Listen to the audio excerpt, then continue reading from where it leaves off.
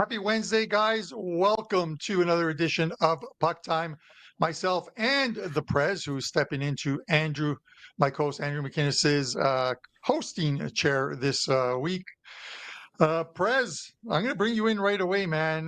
We have a few good games to talk about. Leafs and Tampa Bay in the second of a back-to-back for Toronto down in Florida, Philly, New York Rangers, and then St. Louis and the Edmonton Oilers. And what I'm hearing could be, but we'll see news of the morning escape, the return of Connor McDavid to the ice tonight. But man, those hockey scores last night, unbelievable. You nailed more than a few on the show yesterday, but when we talk about nailed, how would you like to be, or anyone who had the Dallas Stars and they're winning 5-2 with a minute left and they lose the game? It is unbelievable. The Vancouver Canucks refusing to be eliminated last night, scored 3 goals in the final minute and then win it in OT. Yeah, one for the ages, Carm. They're only 7 points back with a game in hand and a season that's about to end. But congratulations to Vancouver for that victory last night. I mean, that was one that I don't have any memory of a team coming back down 3 with a minute to go. So yeah, sensational. Luckily, I wasn't in play on that game. But kudos to Vancouver, man. It's getting much harder now to find winners, Carm. I mean, yesterday you had so many games that just ultimately meant nothing. I released to my clients the over in the Pittsburgh-Chicago game. It was 5.5. It was 6, over 6. I ended up 5-0. And it's what, New Jersey decides not to show up, loses 7-2 to Boston. Columbus, out of the blue, finally gets off the snide after a horrible run, kicks Ottawa's ass. Carolina lost. Nashville scored more goals yesterday than they've scored all year combined, and Utah matched them. Yeah, it was a day for the ages. Utah won, a bit of a surprise in a way, and just in the sense that the Seattle Kraken had put together 3 really good games, including a 2-1 win in LA, where the Kings aren't losing many, if any, games. But, in being the second of a back-to-back, Prez, they are now 0-12 in the second of a back-to-back, the Seattle Kraken this season. So I wanted to add more games to my plate yesterday, and I couldn't. And for the most part, the three additional plays would have gone 2-1. But with that said, I'm happy about the $5 customer appreciation day plays. I had 2 of them. One in afternoon soccer, Champions League, where I took Inter Milan to go to Germany and upset Bayern Munich, and they did it. And then the Pittsburgh Penguins in regulation against Chicago to flip the result in the second of a back-to-back between them, and they did that pretty handily. Prez, you had more than a few chances in that game. Goalposts, crossbars, they're not your friends sometimes. Yeah, I was saying to Matthew Barnaby on the earlier show, The Blue Line, yes, I'd name dropped, that I would have rather have been wrong, Carm. Like, honestly, I would have rather it have been like 18-16 in shots, 1-0.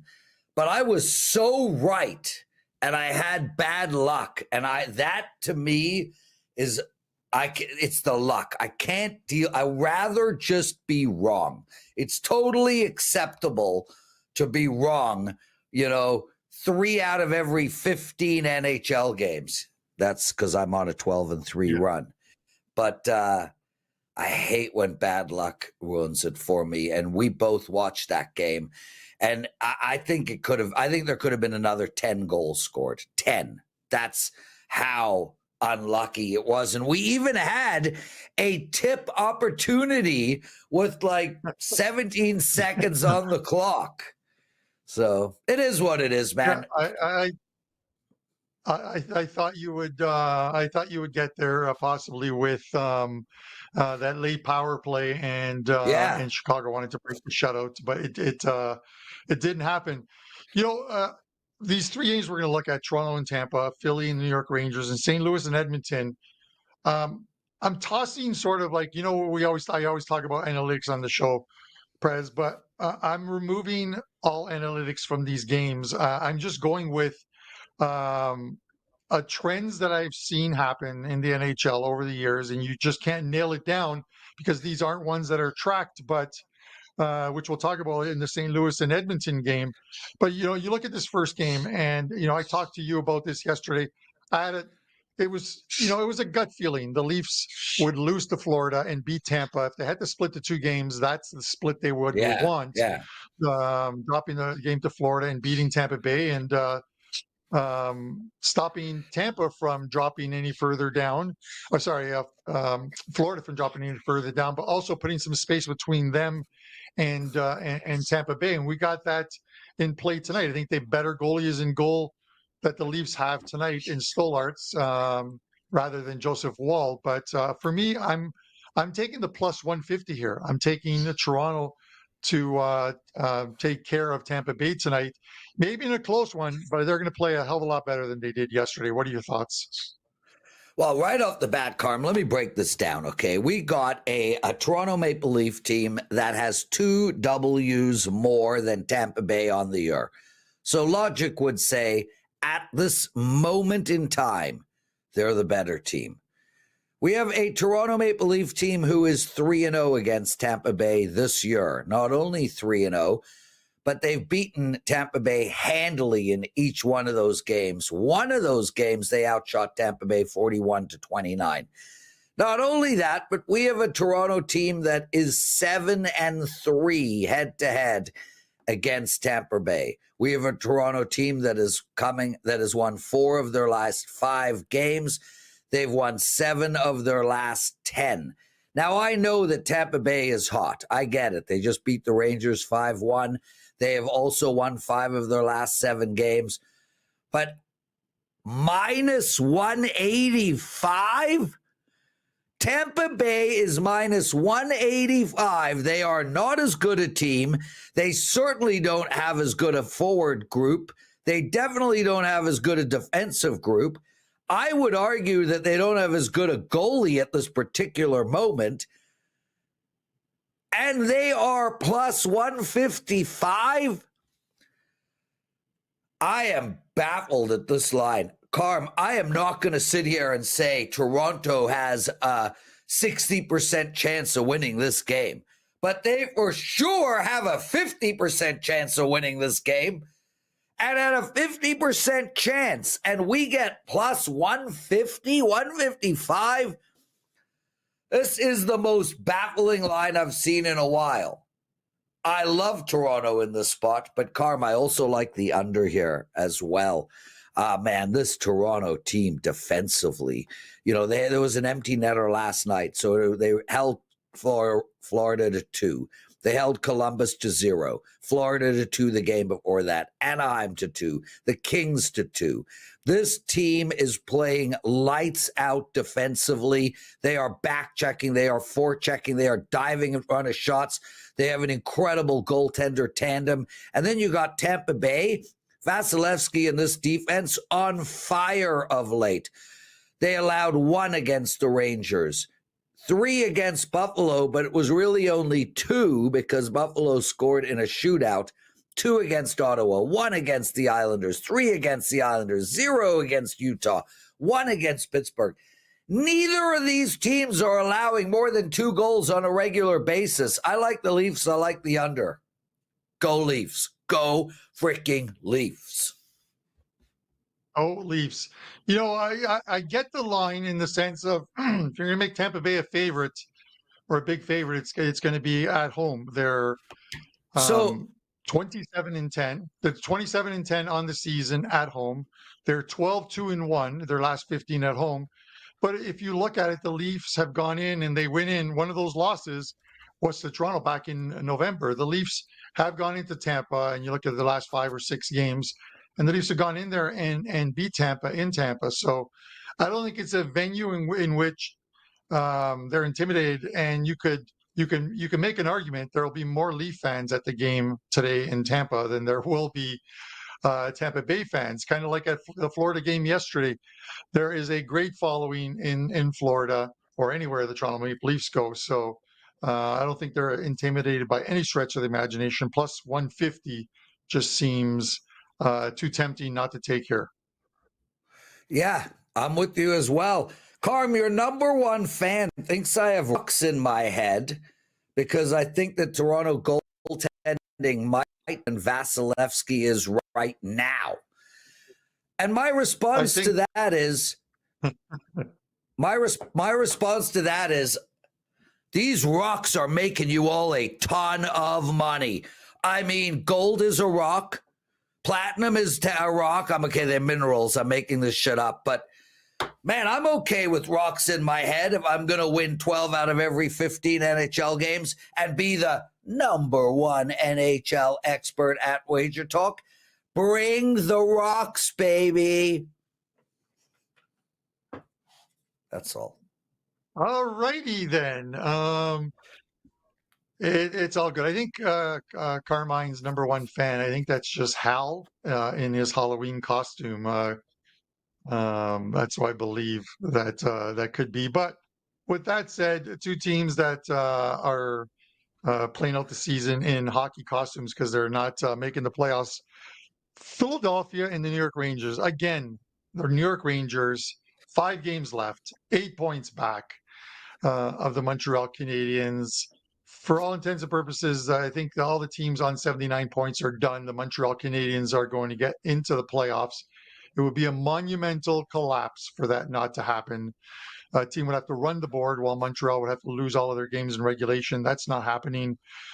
But doesn't mean we still can't play the New York Rangers here. I'm going to take them in regulation, Prez, minus 120. I'm looking at the new coach's bump that I always talk about, whether it's in European soccer. A bad team can get good for a short period of time. I think that happened with the Philadelphia Flyers.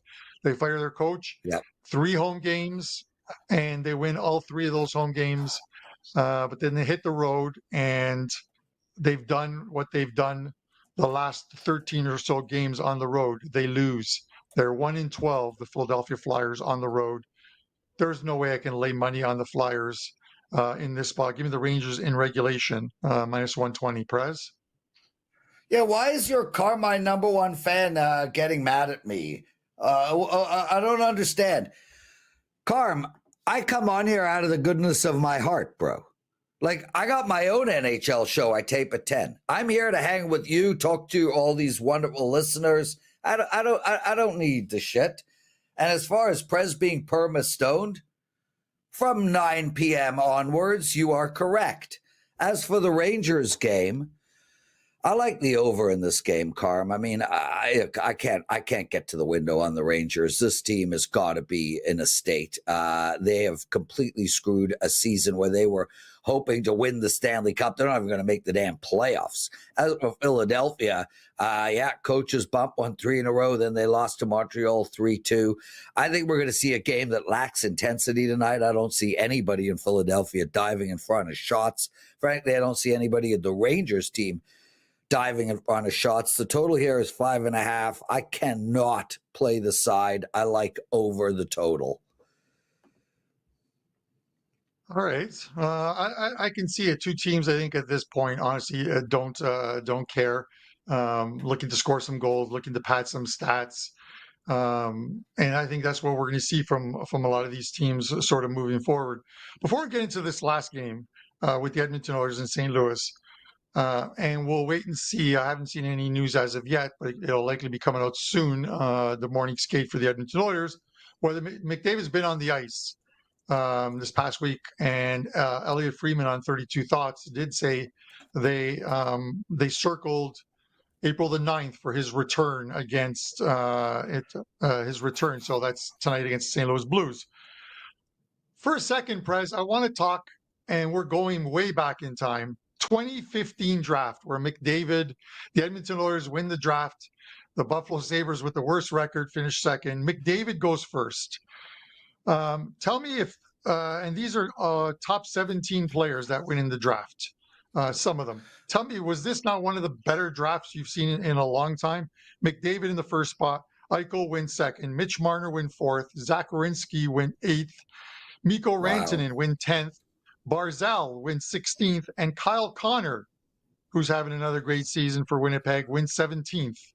Like, how is that for 7 guys in the top 17? And there's a lot of guys who are in that first round of the draft that I didn't mention, like Brock Boser, a lot of guys in that draft, in that first round of the draft that have come out and just had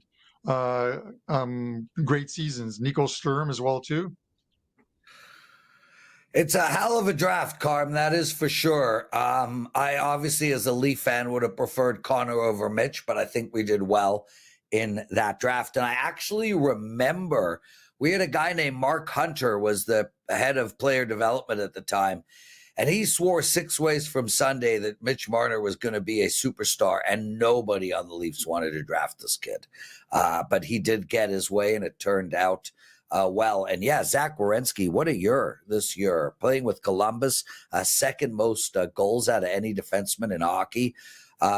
Really, really good draft. Nothing like the Elway draft, though, in the NFL. Yeah. No, I know. And each and every year you see one. I mean, you look at it and you ask a player now, or not a player now, but you ask a fan now. You guys took Marner at number 4, Leafs. Would you have rather had Mikko Rantanen, who was available? I think Marner at the time in the draft, his numbers were better. He had more upside to him. Mikko Rantanen is just someone who flourished with the proper team. Yeah, I'm happy with Marner. No, I know you're. All right. Anyways, I talk about trends, Lawrence, and things that we tend to do sometimes when we're sports betting. I've talked about on previous shows. If a team is on a prolonged losing streak, and by prolonged, I don't mean 4 or 5 games. I mean like 8 or 9 games where the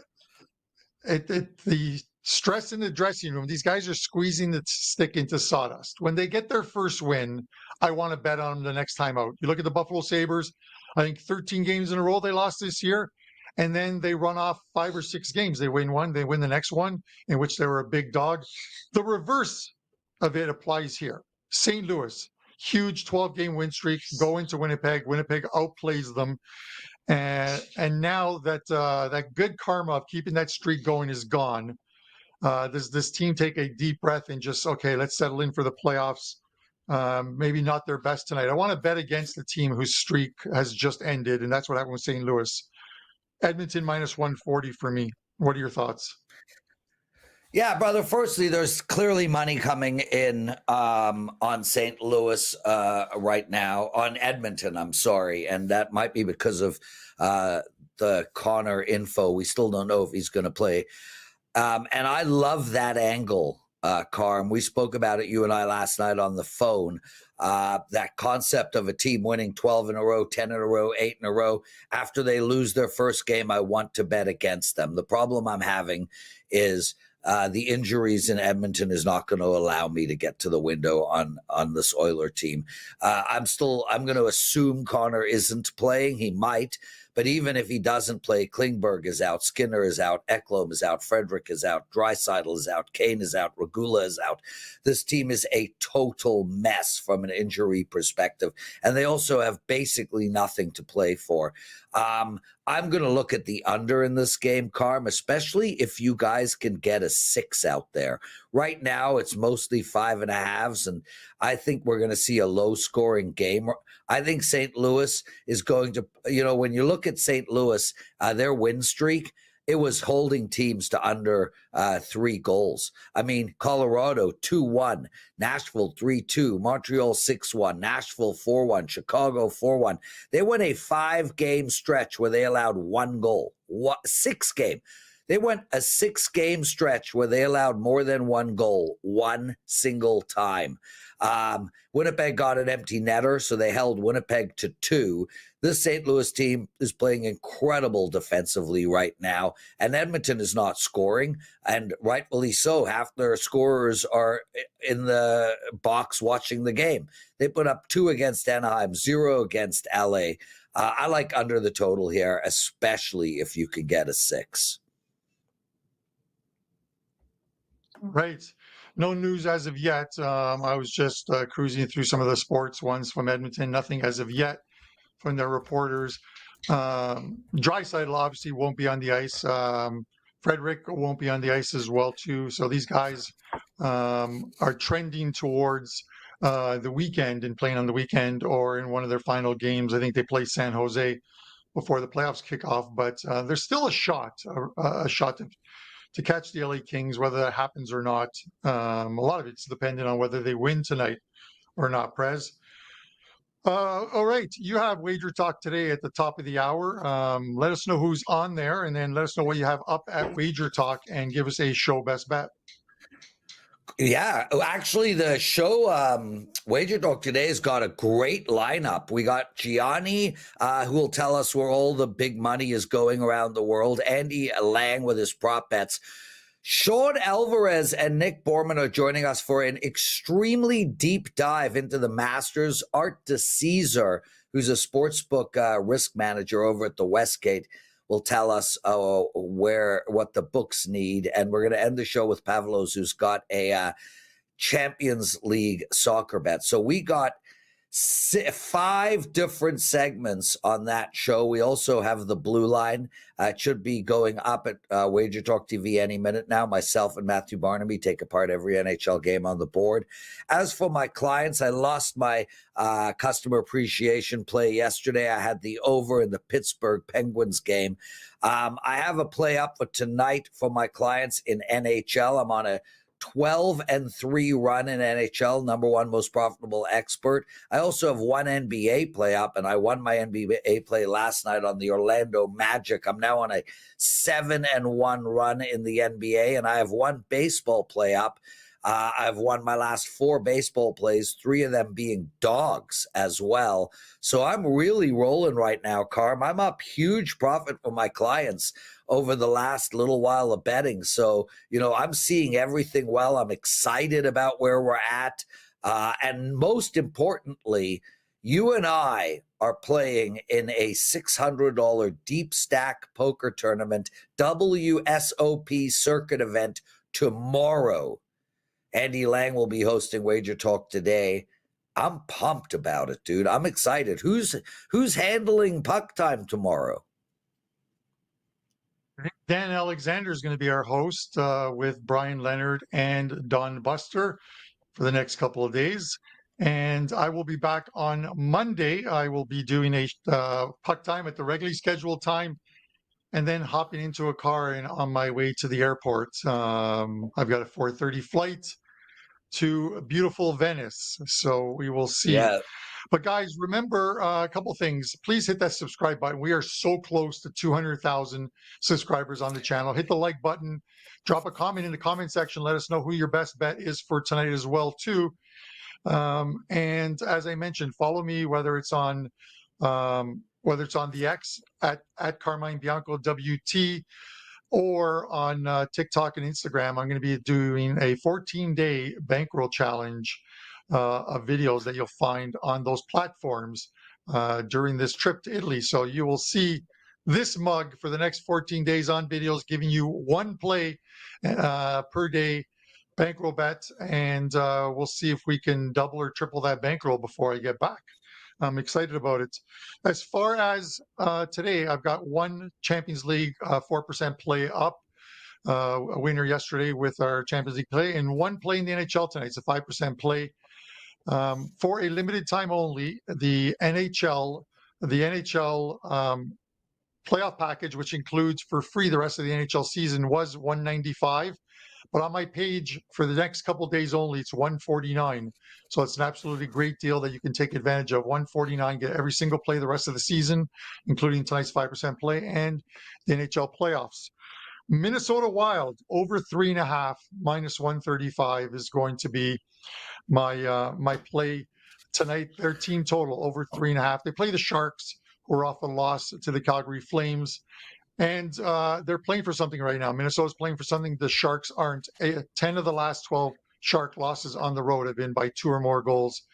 They've allowed more than 3 goals in 10 of their last 12 road games. So over 3.5 team total. Guys, for myself, the Prez, And Dan Alexander, we appreciate you guys coming into our chat, watching the video, hitting that like button, and dropping a comment. We will see you on Thursday with another edition at 11 a.m.